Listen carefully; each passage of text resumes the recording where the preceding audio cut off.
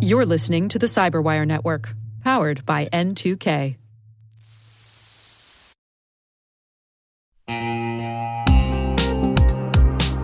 Maybe that's an urgent email from your CEO, or maybe it's a deepfake targeting your business.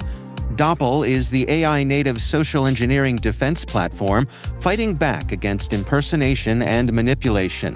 As attackers use AI to make their tactics more sophisticated, Doppel uses it to fight back, automatically dismantling cross-channel attacks, building team resilience, and providing agentic email protection. Doppel, outpacing what's next in social engineering.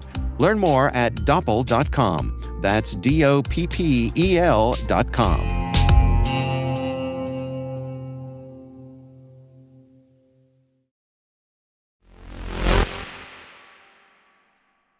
When you lose that kind of small community of interest where, the major players know each other, they talk, they share information, they share applications, they share use cases and ideas, right? That's the foundation of trust. And the moment you kind of expand an idea and create a generalized concept or a generalized tool, you lose that community of interest and therefore kind of that root of trust. And that seems to be what we're struggling with across industries right now, especially across the internet and artificial intelligence systems, and kind of what is the root of trust. And at the end of the day, it's based on relationships. And it's very hard to have a relationship, across massive communities of people.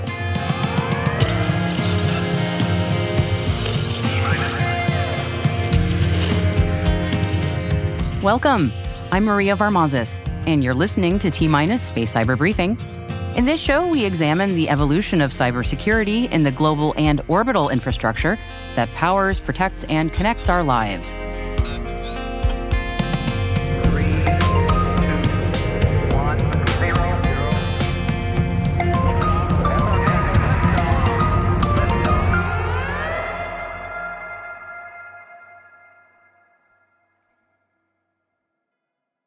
Hello and welcome, everyone.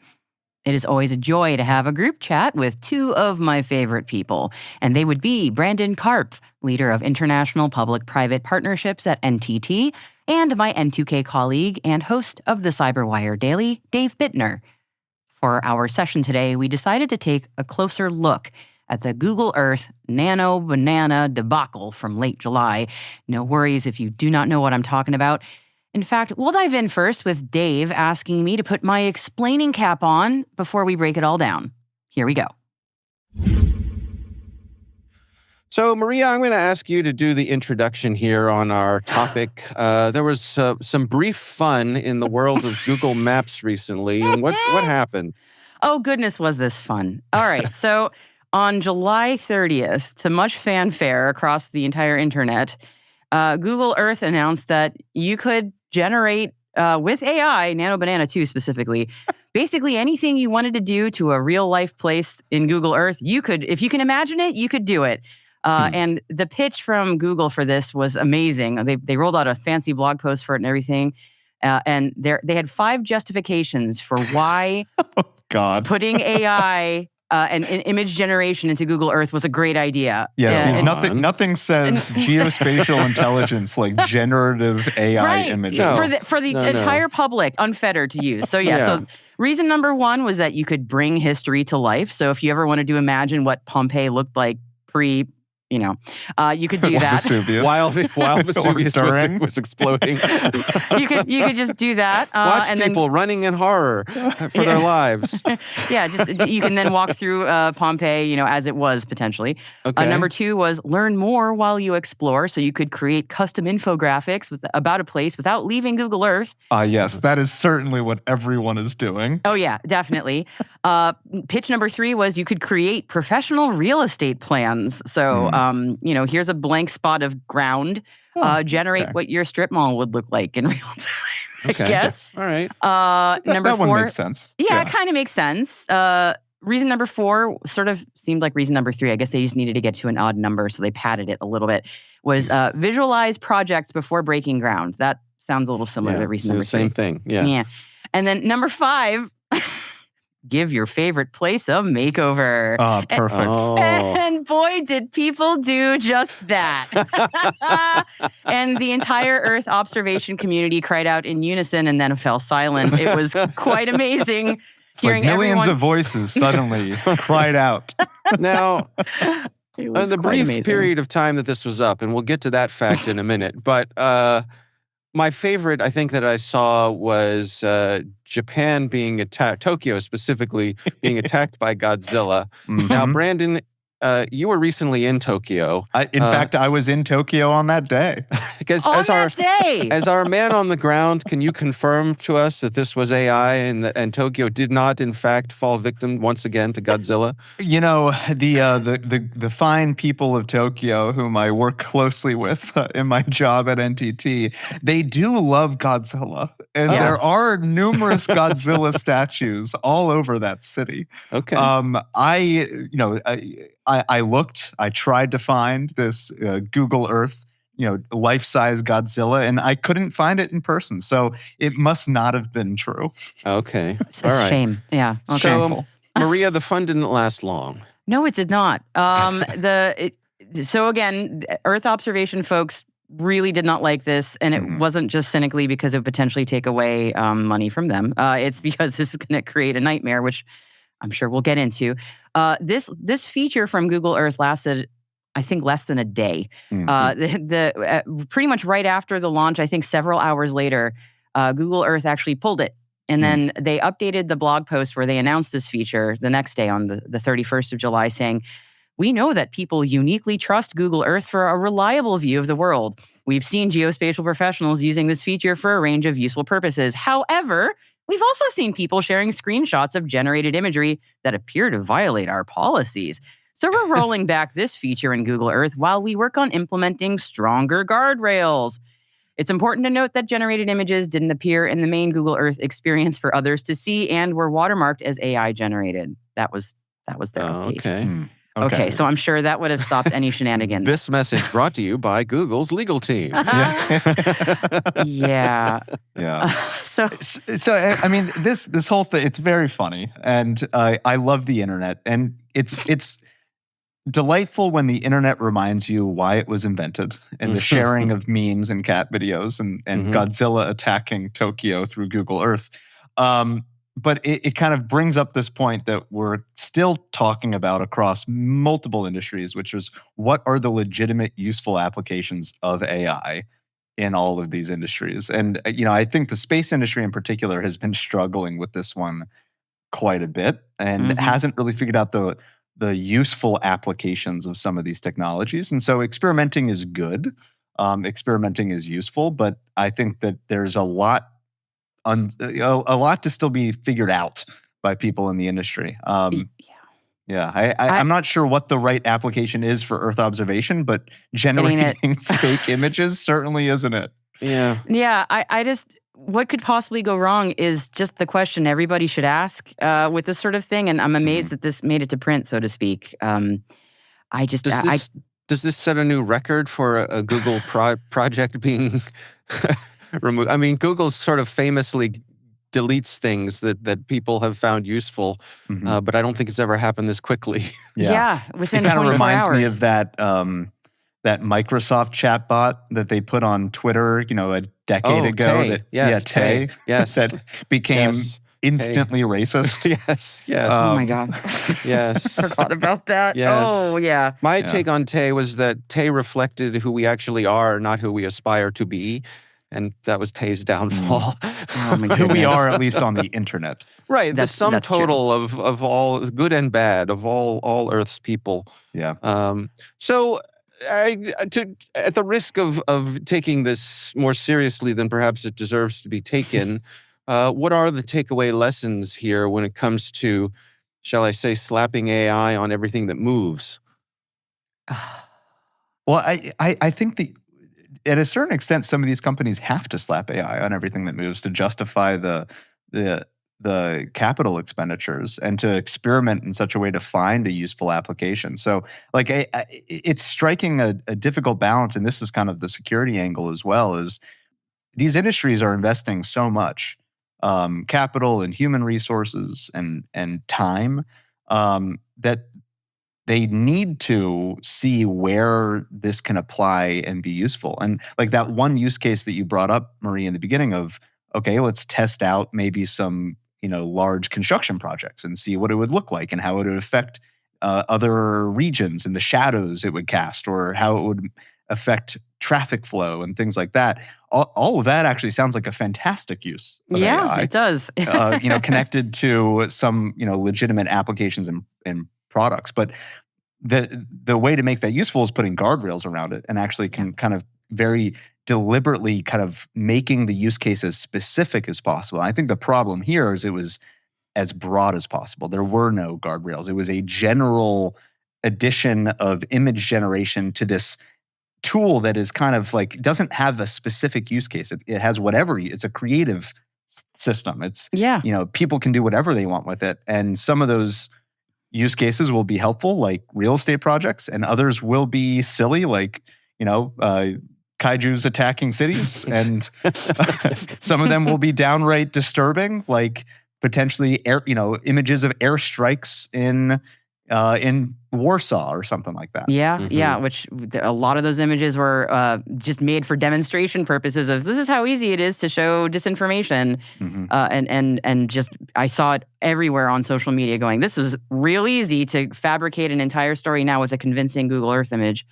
I mean, the use case of, again, a real estate project or something like that, I mean, that's been around for a little while, but privately, just the idea of making this publicly available. I mean, it's sort of one of those, I struggle with it because, information wants to be free. Why shouldn't everyone get to play around with this kind of thing? But maybe we shouldn't. I don't know. I struggle with it. But the disinformation potential for this was so obvious. I'm just amazed. And the idea of, we put a watermark on it, that has not stopped anyone from believing all these images that are out there. And they're easy to remove anyway, to be honest.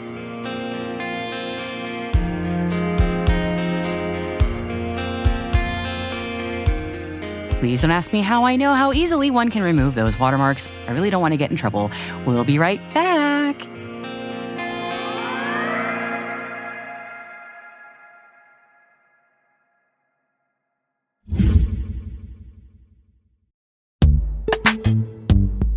AI is making phishing attacks faster, more convincing, and harder for people to spot, and traditional security awareness and phishing training weren't designed for this level of attack.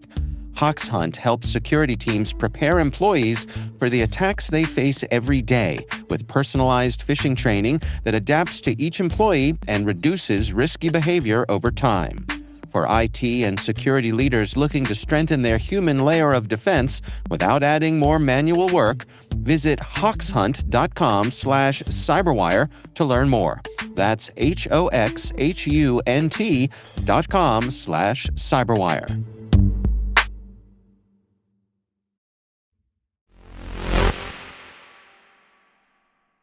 Let's get back to my conversation now with Brandon Karpf and Dave Bittner about the Google Earth AI image generation, shall we say, misstep. Dave will start us off. I guess for me, and this is part of a bigger concern I have with AI in general, is just the potential for the erosion of ground truth. Yeah. Right? Yes, absolutely. Google Earth is one of the pillars on which we build ground truth understanding of our world. And so to add a tool that makes it easy to manipulate seems problematic to me. Yeah, to completely undermine its trustworthiness is, why would you want to tank your brand that way? That's a whole marketing discussion, but that's just I don't understand it just completely. Yeah, I mean, in terms of in the space context, Brandon, going back to a much earlier point you made about applications for AI, the one that I'm really excited about is for autonomy for spacecraft, where there's, they're really far away. That makes a lot of sense to me. I mean, we're not there yet. We're just in the beginning stages. Yeah, we're seeing like Starfish space, autonomously doing rendezvous in orbit, right? So like those control systems are running, and some of that is, I imagine, reinforcement learning or some sort of what we would consider to be artificial intelligence, right? Some sort of algorithmic type of intelligence. And so, to your point, like there are some really cool use cases. And then in terms of Earth observation and applications on the ground and how we make use of that data or process data in situ in space before sending it down, like there's a lot of really interesting, but again, very niche, extraordinarily niche Sure is. applications of this stuff. And to Dave's point, when you lose that kind of small community of interest where the major players know each other, they talk, they share information, they share applications, they share use cases and ideas, right? That's the foundation of trust. And the moment you kind of expand an idea and create a generalized concept or a generalized tool, you lose that community of interest and therefore kind of that root of trust. And that seems to be what we're struggling with across industries right now, especially across the internet and artificial intelligence systems, and kind of what is the root of trust. And at the end of the day, it's based on relationships, and it's very hard to have a relationship, across massive communities of people. Yeah, I have to wonder if Maxar had Google Earth on speed dial, and just the moment this was announced, they said, "Bro, you cannot do this." I just have to wonder that industry pressure at play. Because it's going to cast doubt on everything, right? Yeah, exactly. And like another implication of that, I just saw, I wish I remember where I saw it, but just in the last couple of days, this fascinating demonstration how Google Earth images are being updated in Ukraine. And so you're having now older, pre-war Ukraine images stitched right next to post-war images. And so these towns look like they're like half destroyed with a very hard transition line because some of the images were taken 5 years ago and some of them were taken in the last couple of years. And so you're seeing in real time what's actually, the before and after, which I think is actually really useful to see and a really interesting kind of secondary impact of these technologies. But then to your point, right, if they implement a technology on top of Google Earth that calls into question the veracity of those images, that doesn't help, the norms of society within which I know we all want to live. Yeah, it would be nice. Is people just shrugging and saying, AI, is that the new fake news? It just makes it easy to dismiss anything. Yeah. Yeah, I think we're already there. Yeah, I think we're already there. I mean, I'm already there with a lot of this stuff. I don't know. And this felt like another domino falling. It didn't feel good.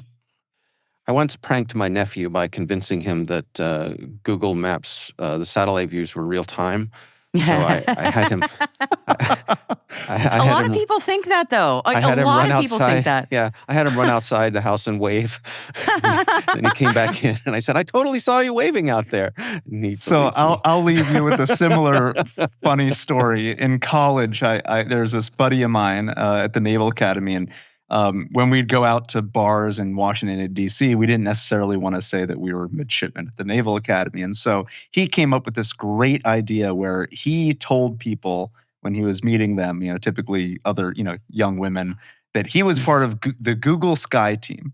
And the Google Sky Team purpose was to skydive and take a camera with them and videotape the skydive. And that's how you got the zoom on Google Maps and Google Earth. And the number of people who believed this was extraordinary. Honestly, a couple beers in, I'd believe it. I love it. I'm not even going to lie. I would, if he sold it well, I'd be like completely on board. I want to believe that that's true. Sam, wherever you are, you sold it very well. Oh my goodness. Wow. All right. Well, Brandon Karpf is leader of international public-private partnerships at NTT. Maria Varmazis is my CyberWire co-host and host of the T-Minus Space Cyber podcast. Thank you both for joining us. Dave, Maria, great to see y'all. Good to see you, Brandon. Good to see you, Dave.